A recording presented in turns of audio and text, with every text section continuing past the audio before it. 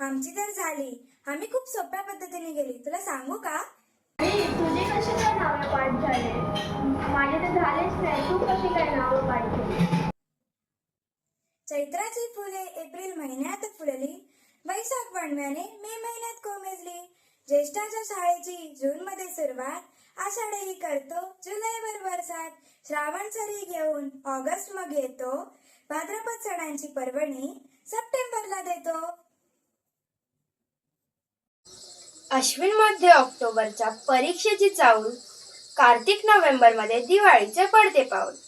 मार्गशीर्षची थंडी डिसेंबर घेऊन येईल, पौष मध्ये जानेवारी संक्रांतीचा गोडवा देऊन जाईल. माघ आणि फेब्रुवारी घेऊन ये प्रेमाचा सांगावा, फाल्गुन मध्ये होळी सण, मार्च परीक्षेचा आस्वाद घ्यावा. हे बघ, आम्ही अशा या सोप्या पद्धतीने मराठी महिन्यांची नावे पाठ केली, म्हणून आमची लवकर पाठ झाली. ही खूप सोपी पद्धत आहे. धन्यवाद.